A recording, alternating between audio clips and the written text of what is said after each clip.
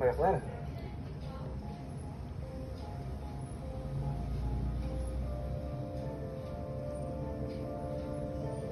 Ako ba ang iyong tinutukoy, Fidel?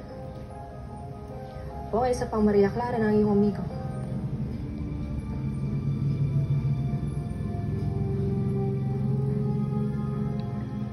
Marahil ay kasabwat ka din sa kanilang palabas na sila ay magpinsan na naninirahan sa isang bubong. OMG, sinabi ni Ibarra?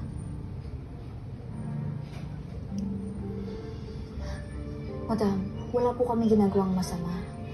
At ang totoo, mahal na mahal ka ni Ibarra. Totoo yan.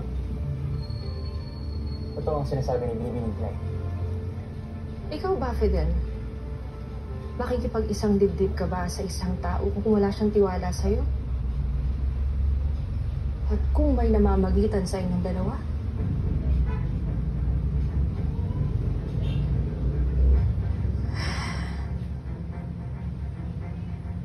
Batid ko noon na isa kang pambihirang nilalang.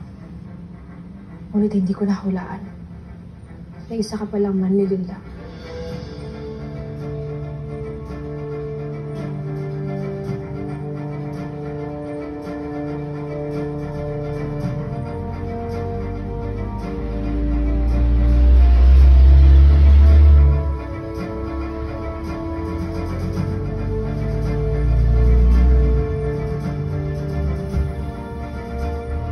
Diba ang huli?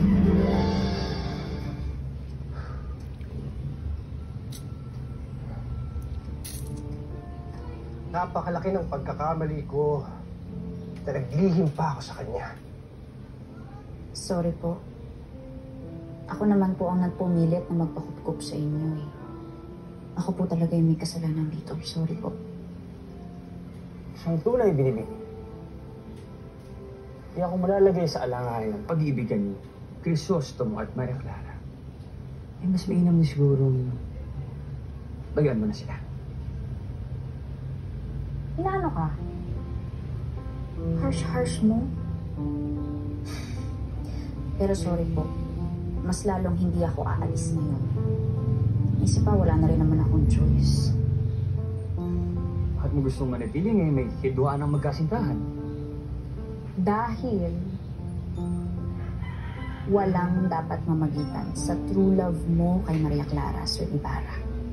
Kahit sino pa yan. Kung ako po ang naging dahilan kung bakit kayo nag-away, baka sakaling may maitulong ako para magkaayos kayo. Unless, don't tell me, give up ka na. I understand. Okay lang yan. Marami pa namang iba dyan. Siyempre ay hindi. O yan naman pali. Oy, edi malinaw. O, wala nang iba. Narinig mo yun? Kahit masakit. Kaya, amigo, kung nais mong magkaayos kayo ni Maria Clara, kailangan mo siyang sa UN, yun ang gagawin mo. Kailangan mo magpaliwanag ng paulit-ulit. Ibigay mo sa kanya ang buwan at ang mga bituin. Aba? May ganyang side ka pala, Sir Fidel. Nilalagay ko lang ang aking sarili sa posisyon ni Maria Clara. Kung ano ang kailangan niya mula sa aking matalik na kaibigan. May punto naman po si Sir Fidel. Dahil kung mahal mo, ipaglalaban mo. Oo. Tama. Gagawin ko ang lahat para kay Maria Clara.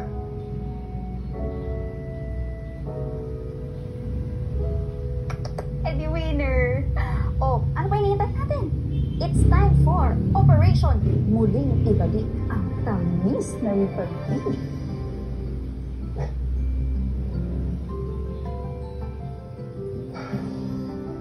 Anong gagawin natin, Fidel? Tulungan mo mo akong manumbalik pag-amo sa akin ng aking nobya. May naisip na ako, amigo.